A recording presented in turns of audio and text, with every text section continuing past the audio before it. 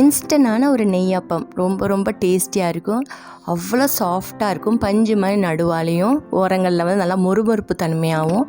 இது வந்து பாரம்பரியமான டிஷ். அது வந்து ஊற வச்சு பச்சரிசியெல்லாம் ஊற வச்சு அரைப்பாங்க. ஸோ இது இன்ஸ்டண்ட்டாக எப்படி செய்யலாம்னு சொல்லிட்டு பார்க்கலாம். இது செய்யறதுக்கு ஒரு மிக்சிங் பவுலில் இன்றைக்கி நான் 2 கப்பு பச்சரிசி மாவு எடுத்துக்கிட்டேன். இடியப்பத்துக்கு மாவு எந்த மாவாக இருந்தாலும் பரவாயில்ல. அதோட வந்து 1 கப்பு மைதா மாவு சாஃப்ட்னஸ் கொடுக்கறதுக்காக இந்த மைதா மாவு சேர்த்துட்டு ஒரு 1/2 டீஸ்பூன் உப்பையும் சேர்த்து கலந்து வச்சுக்கலாம். இப்போ இது ஓரமாக இருக்கட்டும். வெல்லம் வந்து நான் இன்றைக்கி வந்து 1.25 கப்பு வெல்லம் எடுத்துக்கிட்டேன். இதுக்கு வந்து ஒரு 2.25 கப்பு தண்ணி சேர்த்துட்டு வெல்லம் தண்ணி நல்லா கொதிக்கட்டும். வெல்லம் நல்லா டிசால்வ் ஆகட்டும் ஃப்ரெண்ட்ஸ்.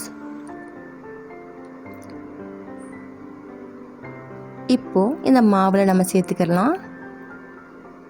கொஞ்சம் கொஞ்சமாக சேர்த்துட்டு கலந்துக்கோங்க. இந்த நல்லா சூடான இருக்க வெல்லம் தண்ணியில் நம்ம கலக்கவுடனே மாவு நல்லா வெந்துடும்.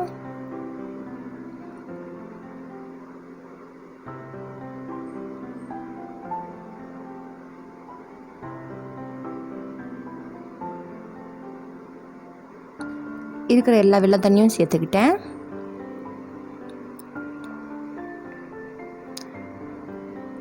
இப்போ மாவோட கன்சிஸ்டன்சி நம்மளுக்கு கரெக்டாக இல்லை. ஸோ திக்காக இருக்குது. அதனால் என்ன செய்யலான்னா நான் மறுபடியும் ஒரு 1/2 கப்பு தண்ணியை வந்து நல்லா சூடு பண்ணி சேர்த்துக்கிட்டேன்.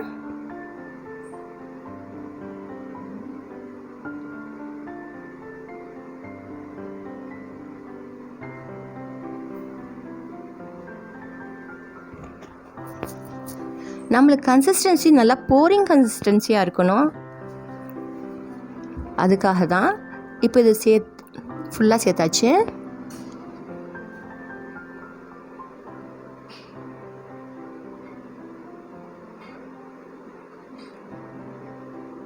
நல்லா மிக்ஸ் பண்ணிக்கோங்க.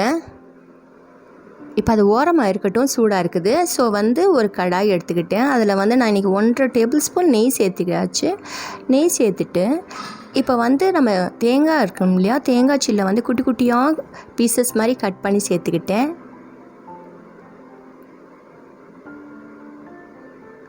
இது அவங்கவுங்க விருப்பம் தான், தேங்காய் எவ்வளோ வேணாலும் சேர்க்கலாம். ஸோ இன்றைக்கி நான் 1 கப்பு தேங்காய் பீசஸ் சேர்த்துட்டு நல்லா வந்து கோல்டன் கலர் ஆகிற வரைக்கும் தேங்காய் நல்லா வதக்கிக்கலாம்.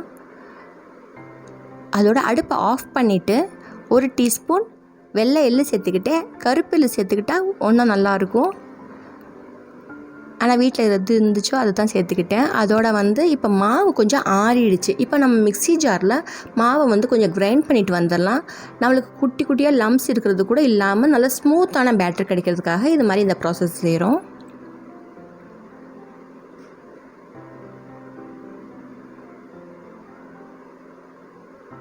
இது மாதிரி நான் 2 பேட்சஸாக போட்டு அரைச்சி எடுத்துக்கிட்டேன்.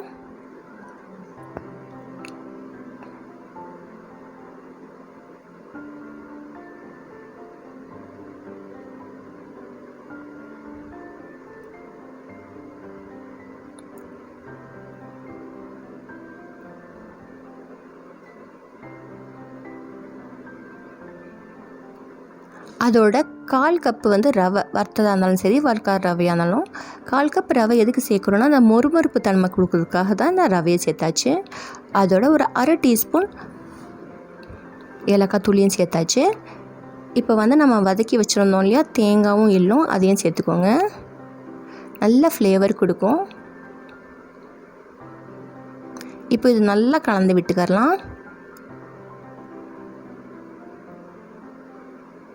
இப்போது ஆப்ப சோடா மட்டும் ஒரு 2 பிஞ்சு சேர்த்துட்டா போதும். அதுக்கு மேலே சேர்த்துக்கிட்டோம்னா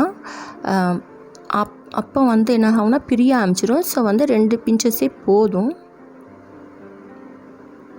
இப்போ போரிங் கன்சிஸ்டன்சி கரெக்டாக இருக்குது ஃப்ரெண்ட்ஸ். ஸோ ஒரு கடாய் இல்லாட்டி பேன் எடுத்துக்கோங்க. அதை நல்லா வந்து எண்ணெய் நல்லா சூடாகட்டும். எண்ணெய் நல்லா சூடாகிட்ட பின்னாடி ஒரு குழிக்கரண்டி அப்படி ஊற்றிக்கோங்க. அது தானாகவே எலும்பி வரும் அப்படியே அந்த அப்பம்.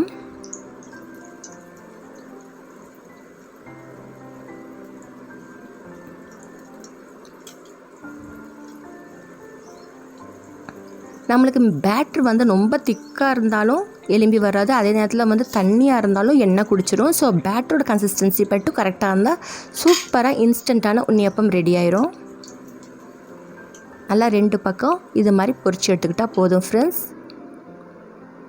நீங்களும் இது மாதிரி ட்ரை பண்ணுங்கள். தேங்க்ஸ் ஃபார் வாட்சிங் and take it. Bye bye.